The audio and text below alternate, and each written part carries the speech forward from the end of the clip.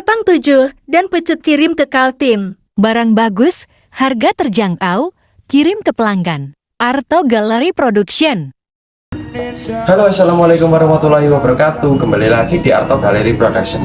Dalam video kali ini saya akan membahas kepang pesanan orang Kalimantan Selatan. Ini kemarin saya beli gamelan, yaitu gamelan untuk jaranan, larasnya pelok dan selendro lengkap. Sekarang beli kepang di saya jumlahnya 7 biji. Kebetulan suka dengan produk saya. Nah, ini beliaunya pesan kepang 7 biji. Ini tahu dari teman saya, kualitasnya banyak langganan saya di daerah sana dan tahu kualitasnya juga. Nah, alhamdulillah bapaknya ini beli kepang jumlahnya 6 biji. Warnanya request 3 warna abu-abu, 4 request warna putih, dan juga pesan cut bopo rajutan, ini rajutan full. Yang satunya juga pecut bopo rajutan. Nah, ini terima kasih sudah membeli produk si Arto Gallery Production. Semoga barangnya awet, semoga barangnya bermanfaat. Dan ini insya Allah saya jamin awet. Karena apa? Kami menggunakan bahan yang bagus. Kami menggunakan tali kepang atau tali plastik yang tebal, terus barangnya dan bahannya berkualitas juga. Terus kabinnya kami biasanya menggunakan penghapus. Ini untuk rafianya juga kami menggunakan yang ulet dan juga mengkilat. Untuk tes-tesannya seperti biasanya kita tekuk-tekuk kepang ini. Ini walaupun kita tekuk-tekuk ini tidak apa-apa karena kami menggunakan bahan yang bagus, jadinya ini kuat awet. Nah, ini untuk yang mau tanya-tanya harga, untuk yang mau tanya-tanya kualitas, bisa langsung WA, langsung japri saya di nomor saya. Nanti saya cantumkan di deskripsi, saya cantumkan di atas. Nah, ini seperti biasanya di saya tes kekuatan kepang ini. Mulai dari yang besar dulu. Ini tekuk seperti ini tidak apa-apa.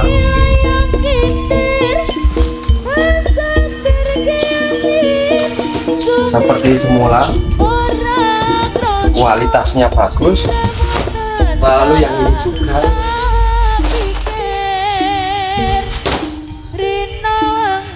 yang ini juga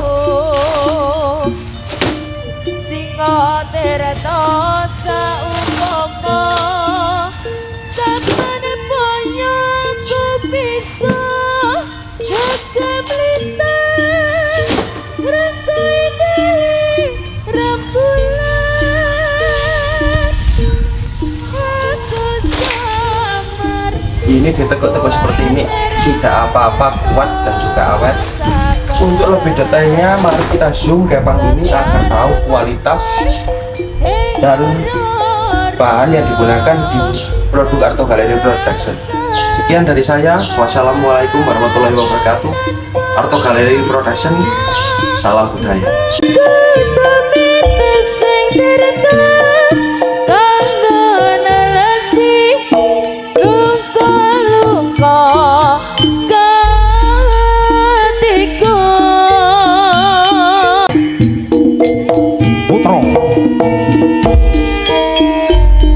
Safira gak bahaya tak? Gak ngerti tak?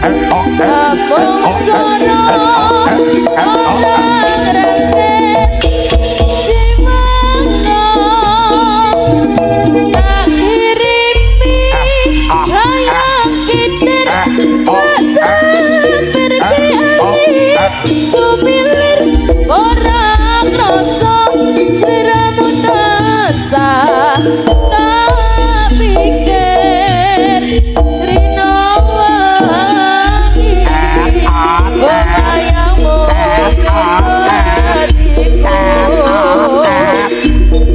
singo tereno saumpama kapan boyo aku bisa gegap bintang rangkai dari rembulan aku sabar kuat moto sabar sekar mekar ing ora-ora kang cengkar kang tanpa upama tumit sing dirasa kanggo nelesi luka-luka kasihku. Wis tak pupuk wingi katresnanku kanggo awakmu donga kudu kolemu urip ayam kanggo senengmu aku percaya wine tresnoku nandes mancap hatimu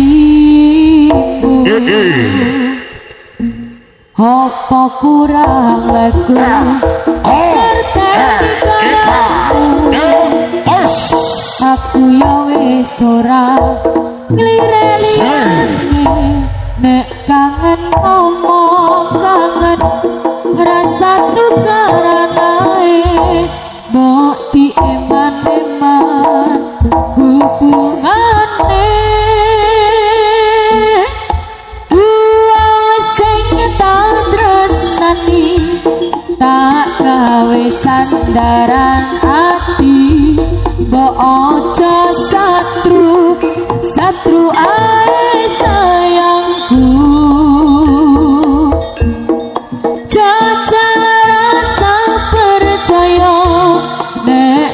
mau kabar koncoku aku kerja nguripimu nggo makmurne atimu wis tak pupuk wingi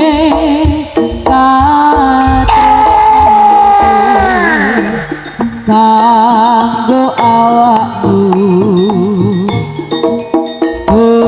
kudu kolamu urip ayam kanggo senengmu aku percaya wine tresnoku nandes pancapne atimu apa kurang laku ngerteni karepmu aku ya wis ora lirane nek kangen ngomong kangen rasa tukaranae mbok dieman-eman hubungane wong sing tak tresnani tak gawe sandaran ati kok aja satru ae sayangku jajal rasa percaya nek trimo kabar koncoku aku kerja nguripimu nggo makmurne atimu wong sing tak tresnani tak saudaran ati mbok ojo satru ae sayangku